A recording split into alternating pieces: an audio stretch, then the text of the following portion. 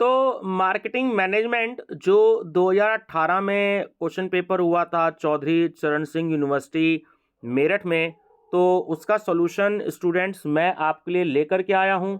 तो नमस्कार आप सभी को, मैं डॉक्टर पवन ओबराय आप सभी का एक बार फिर से स्वागत करता हूं अपने YouTube channel study with doctor Pawan Oberoi पर। तो कुछ पेपर्स मैंने और अरेंज किए हैं आप लोगों के लिए 2021-22 और 23 के 21-22 के अपलोडेड हैं, और 23 के भी जो अपलोड कर रहा हूँ वो ओरिजिनल बुकलेट हैं और ये हिंदी में अलग से टाइप करवाए हुए हैं।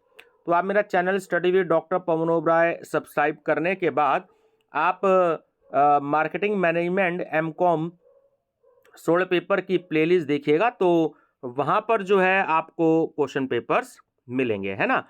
तो 2021, 22 और 23 के भी अपलोड कर दूंगा। तो जो मुझे अवेलेबल हो रहा है स्टूडेंट्स, मैं आप लोगों के लिए बिल्कुल वो क्वेश्चन पेपर सॉल्व या अनसॉल्व वो लेकर के आता रहता हूँ समय समय पर। तो आप बेल आइकन प्रेस कर लीजिएगा चैनल सब्सक्राइब करके, और वीडियो का लिंक भी अपने दोस्तों को शेयर कर दीजिएगा ताकि उनको भी हेल्प हो जाए। तो रिवीजन पर्पज से पूरे 100 क्वेश्चन डिस्कस करेंगे, और ये सीसीएस यूनिवर्सिटी की आंसर की के अकॉर्डिंग है। अगर आप किसी आंसर से सहमत ना हो, आपने पढ़ा हो थ्योरी पोर्शन में, तो आप उसको सही मानिएगा। ठीक है व्यूवर्स, चलिए। तो रिवीजन पर्पज से ज़्यादा डिटेल में नहीं बताया जाएगा, सिर्फ क्वेश्चन और आंसर बताया जाएगा, है ना। तो मदिरा तथा सिगरेट किसके उदाहरण है? तो ये एक आनंददायी उत्पाद होते हैं। उत्पाद मिश्रण का अंतिम निर्णय किस पर निर्भर करता है? तो वो उत्पाद विस्तार, उत्पाद गहराई और उत्पाद संगतता, है ना। उपयुक्त सभी पे निर्भर करता है, तो डी ऑप्शन इसमें करेक्ट है।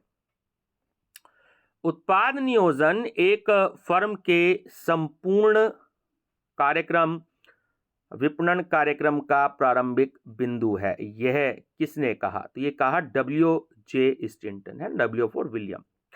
तो W.J. स्टेंटन ने। निम्नलिखित में से कौन उत्पाद नियोजन का घटक है? तो उत्पाद मानकीकरण, उत्पाद विविधता और उत्पाद नवप्रवर्तन तीनों ही हैं। तो डी इसका करेक्ट आंसर है, उपयुक्त सभी। उत्पाद नव प्रवर्तन का अर्थ है किसको अस्तित्व में लाना, तो किसी नवीन उत्पाद को, जो न्यू प्रोडक्ट होते हैं। विचार की उत्पत्ति के पश्चात नवीन उत्पाद विकास प्रक्रिया की अगली अवस्था है, तो वो है विचार की छानबीन।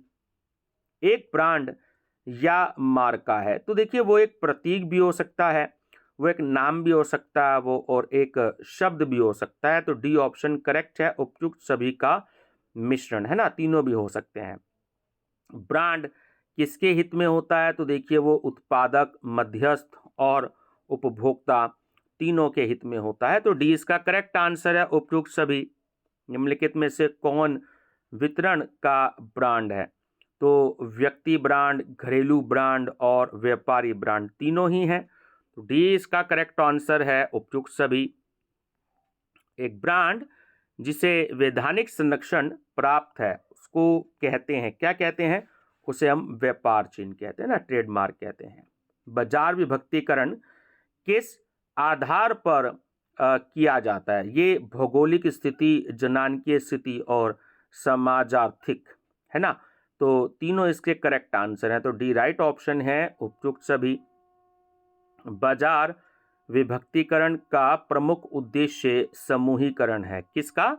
तो यह है ग्राहकों का। निम्नलिखित में कौन बाजार विभक्तिकरण का मनोवैज्ञानिक आधार है? तो वो हमारी लाइफस्टाइल होती है ना, जीवन शैली।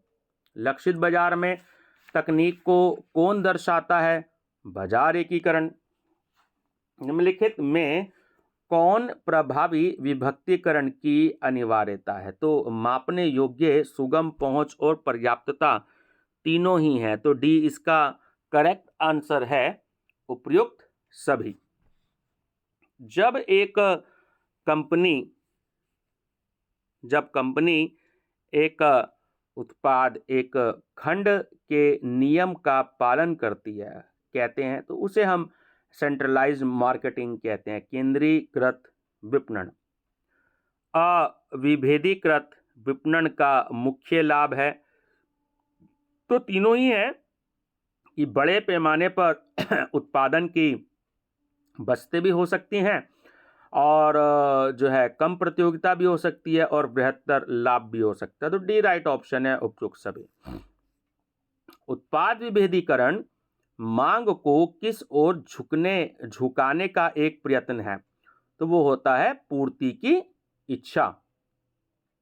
उपभोक्ता व्यवहार है, तो उपभोक्ता व्यवहार जो एक समष्टिगत प्रकृति का होता है।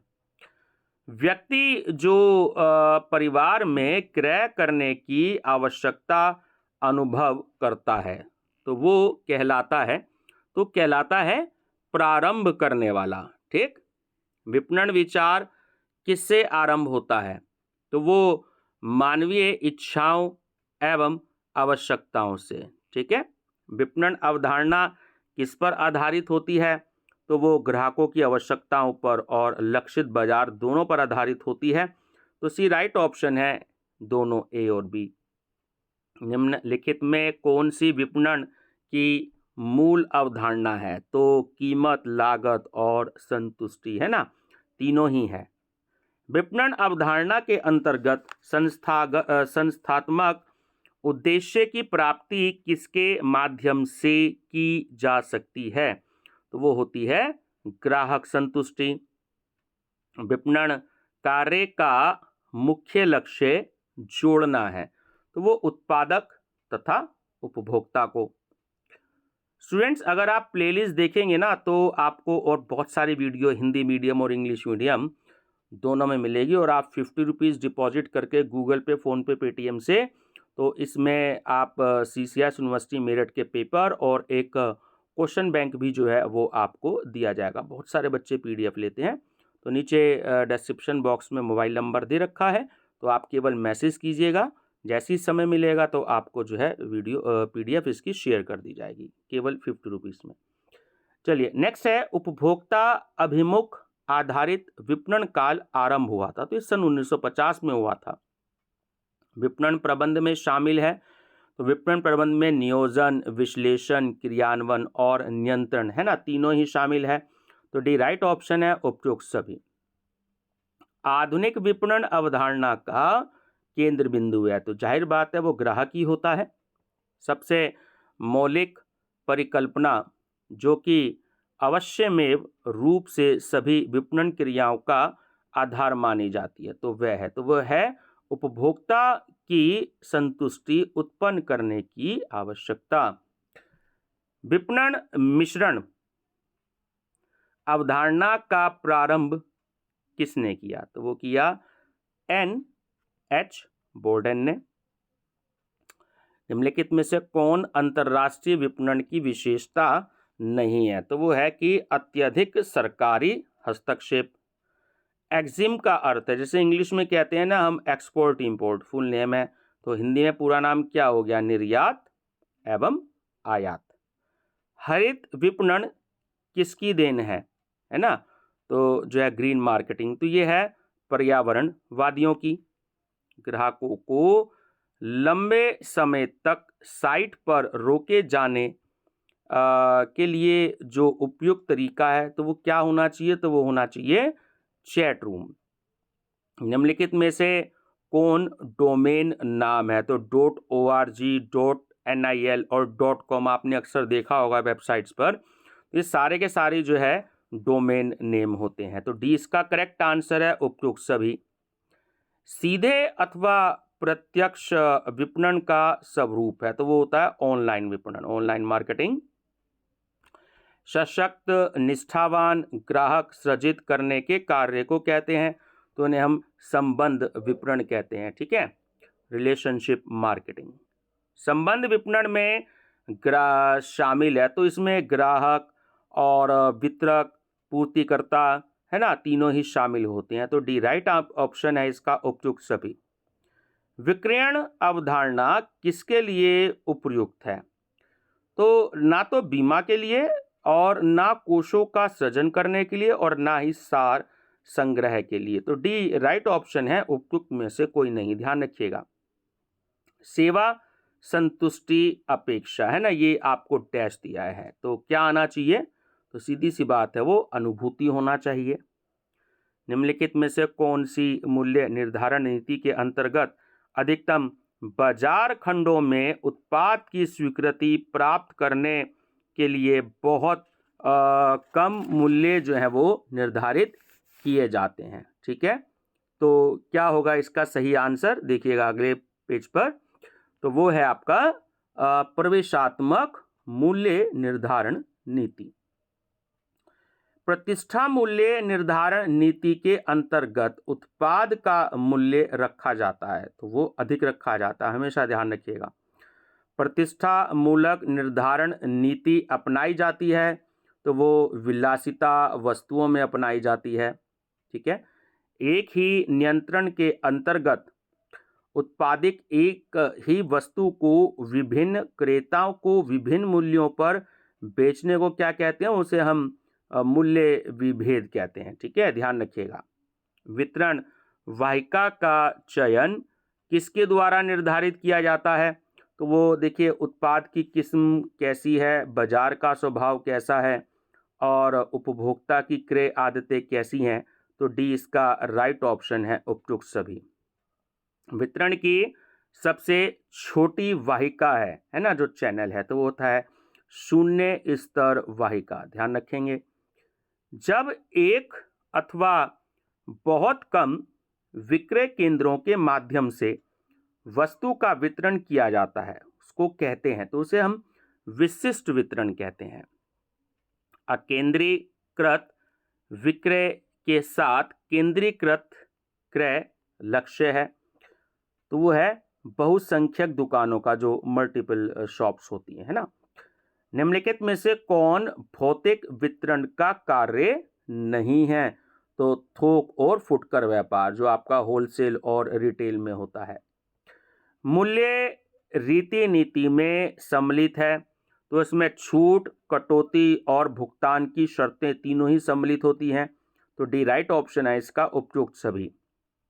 मास्लो के आवश्यकताओं के क्रम में अति मौलिक आवश्यकताएं कहलाती हैं, तो उसे शारीरिक आवश्यकताएं कहते हैं। उपभोक्ता व्यवहार में किसकी क्रियाओं का अध्ययन किया जाता है? तो जो अंतिम उपयोगकर्ता होते हैं ना, उसकी क्रियाओं का। ये भी बहुत अच्छा क्वेश्चन है।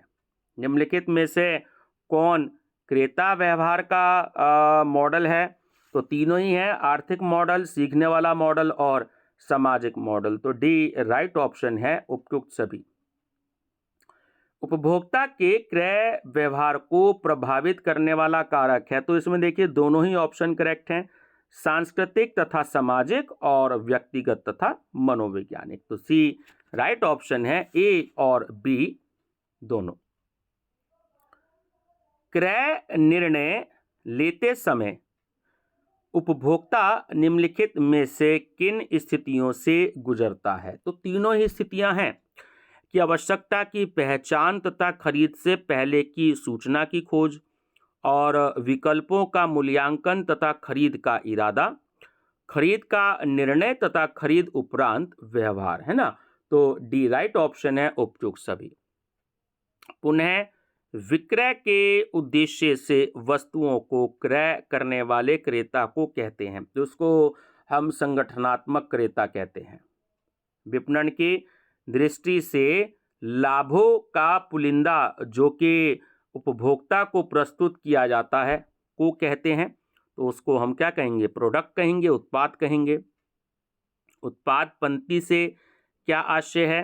तो उत्पाद पंक्ति से आशय निकट संबंधित जो उत्पादों का समूह होता है उससे होता है। उपभोक्ता उत्पाद वो उत्पाद होता है जिन्हें उपभोग किया जाता है, किसके? अंतिम उपभोक्ताओं द्वारा। ठीक है, ये भी बड़ा अच्छा क्वेश्चन है। निम्नलिखित में से कौन औद्योगिक उत्पाद है? तो कच्चे माल तथा पुर्जे, पूंजीगत वस्तुएं और पूर्ति तथा सेवाएं तीनों ही हैं, तो इसमें डी राइट ऑप्शन है, उपयुक्त सभी। भौतिक वितरण किसका मौलिक तत्व है? तो ये विपणन मिश्रण का होता है। वस्तु नियंत्रण के ABC विश्लेषण में न्यूनतम मूल्य वाली जो वस्तुएं होती हैं वो किस श्रेणी में रखी जाती हैं? ये भी बहुत इंपॉर्टेंट क्वेश्चन है, कई बार आया है। तो देखिए सी श्रेणी में रखी जाती है। जो एबीसी है ना, इसका पूरा नाम होता है ऑलवेज बेटर कंट्रोल। ठीक है, तो जो इन्वेंटरी कंट्रोल का चैप्टर आपने पढ़ा होगा बीकॉम में या एमकॉम फर्स्ट ईयर में फाइनेंशियल मैनेजमेंट में, तो उसमें लास्ट के जो न्यूमेरिकल्स होते हैं, जो एक टॉपिक है ऑलवेज बेटर कंट्रोल। ठीक है, तो सी श्रेणी की वो कैटेगरी होती है। संचार वह प्रक्रिया है जिसमें संदेश एवं समझ को एक व्यक्ति से दूसरे व्यक्ति तक पहुंचाया जाता है। तो ये परिभाषा किसने दे रखी है? तो ये कम्युनिकेशन की परिभाषा है, तो ये दी है कीथ डेविस ने। विचार भेजने के लिए चिन्हों के चयन को संप्रेषण प्रक्रिया में कहते हैं, तो इन्हें हम सूत्रबद्धता कहते हैं। संदेश के प्रति प्रापक की अनुक्रिया को कहते हैं, तो इसे हम सूत्र व्याख्या कहते हैं। AIDA मॉडल के अंतर्गत I रुचि तथा D है ना, I फॉर इंटरेस्ट इंग्लिश में, और D फॉर इच्छा यानी कि डिजायर, तो किस सोपान में आते हैं? सोपान में जो चेन होती है, किस चेन में आते हैं? तो वो प्रभावी सोपान में आते हैं। निम्नलिखित में से कौन संवर्धन मिश्रण का तत्व नहीं है? तो ये है आपका वितरण, है ना, डिस्ट्रीब्यूशन। विज्ञापन का आधारभूत उद्देश्य होता है, तो वो एक प्रभावी संप्रेषण होता है। विक्रेता के चयन के लिए वस्तुपरक परीक्षण, प्रक्षेपीय परीक्षण और स्थिति परीक्षण किसके विभाग के हैं? तो वो व्यक्तिगत परीक्षण के होते हैं। निम्नलिखित में से कौन विक्रयकर्ता के लिए वित्तीय अभिप्रेरक है? तो वो है बोनस।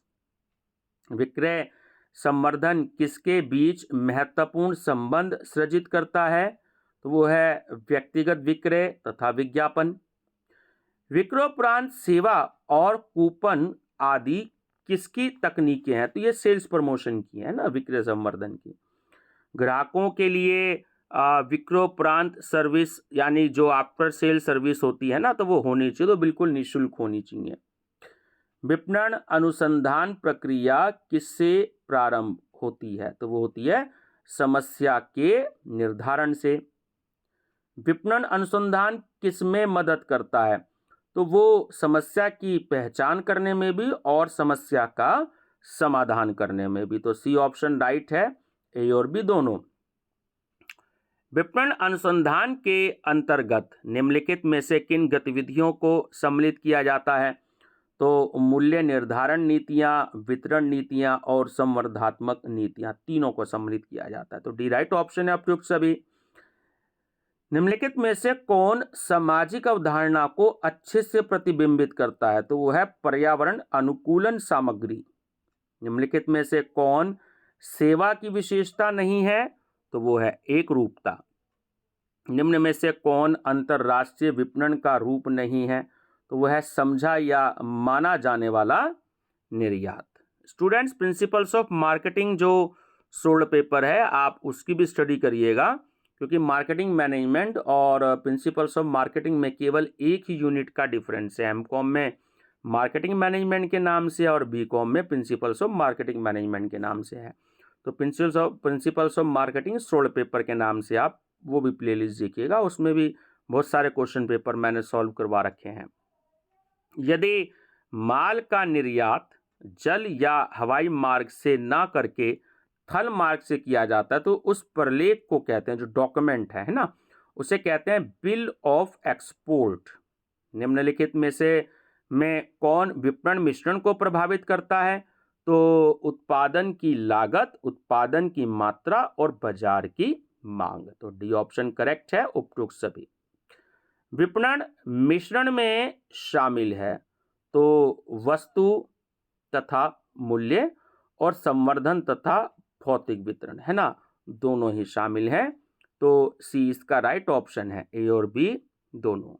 पर्यावरण में केवल एक ही चीज स्थायी है और वो है परिवर्तन। यह किसने कहा? एल्विन टॉफलर ने।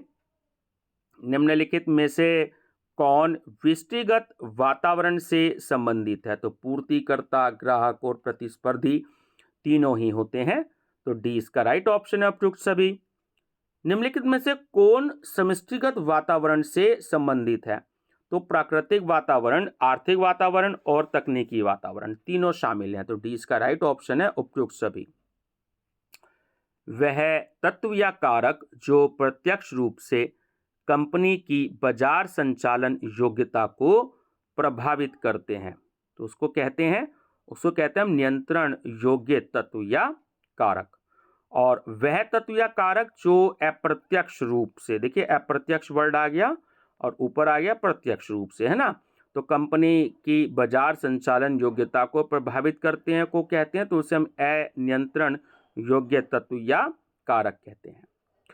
उद्योग के अंतर्गत प्रतियोगिता में द्वितीय विजेता को कहते हैं, तो उसे हम कहते हैं चुनौती देने वाला। बाजार विभक्ति, बाजारों में बाजार विभक्ति बाजारों को टुकड़ों में विभाजित करने की रीति नीति है ताकि उन पर विजय प्राप्त की जा सके। तो यह किसने कहा? यह कहा रॉबर्ट ने। एक बाजार जिसमें अतुल्य उत्पाद आवश्यकताओं वाले व्यक्ति सम्मिलित हैं को कहते हैं, तो उसे हम विषम जातीय बाजार कहते हैं। भारतीय ट्रेडमार्क अधिनियम किस वर्ष में लागू हुआ? 1940 में। पैकेजिंग का प्रमुख कार्य क्या प्रदान करना है? सुरक्षा। वस्तुओं के उपयोग करने के पश्चात उनकी पैकिंग को किन्हीं अन्य उद्देश्य हेतु प्रयुक्त किए जाने को कहते हैं, तो उन्हें हम कहते हैं पुनः उपयोगी पैकिंग। लेबल या चिप्पी जो श्रेणी को महत्व देते हैं तथा उत्पाद पहचान की अप्रत्यक्ष विधि है को कहते हैं, उसे हम ग्रेड या श्रेणी लेबल कहते हैं। वस्तु जीवन चक्र की कौन सी अवस्था में विक्रय अपने उच्चतम स्तर पर होता है? संतृप्ति। देखिए जो प्रोडक्ट लाइफ साइकिल है ना, उसकी मेनली 6 स्टेजेस होती हैं। मैं बता रहा हूँ, उसको आप ध्यान रखिएगा। Introduction, growth, maturity, saturation, decline और ऑब्सोलेंस। ठीक है, ऑब्सोलेंस मतलब अप्रचलन और डिक्लाइन होता है पतन, सैचुरेशन होता है संतृप्ति, जो सी इसमें टिक लगा रखा है। ठीक है, और वस्तु की मृत्यु कौन सी अवस्था में होती है? तो वो लुप्त प्रायिकता में होती है। ठीक है, एक उत्पाद के विनिमय मूल्य को मौद्रिक मूल्य में क्या कहा जाता है? मूल्य नीति का निर्धारण किसके द्वारा किया जाता है? उच्च प्रबंध के द्वारा, जो आपका टॉप मैनेजमेंट होता है। निम्नलिखित में फर्म की लाभदायिकता को कौन निर्धारित करता है? मूल्य निर्धारण। और लास्ट क्वेश्चन है आपका, निम्नलिखित में कौन सी मूल्य निर्धारण नीति सम विच्छेद विश्लेषण यानी कि जो ब्रेक इवन एनालिसिस है उस पर आधारित है? तो वह आपका लक्षित लाभ मूल्य निर्धारण नीति। ठीक है व्यूअर्स, तो ये कुछ स्टूडेंट्स की डिमांड थी कि सर अगर प्रीवियस ईयर और पेपर हो तो वो आप अपलोड कर दीजिए। तो अभी मेरे पास एक 2017 का और है, तो वो भी मैं उसको अपलोडेड कर दूंगा। बने रहिएगा चैनल पे study with doctor Pawan Oberoi पर, और प्रीवियस ईयर के आपको क्वेश्चन पेपर मिलेंगे। PDF का सिस्टम मैंने आपको बता दिया, और वीडियो का लिंक जो है वो अपने सभी दोस्तों को भी शेयर कर दीजिएगा ताकि उनको ही बेनिफिट हो जाए। मेरी तरफ से आप सभी को बेस्ट ऑफ लक।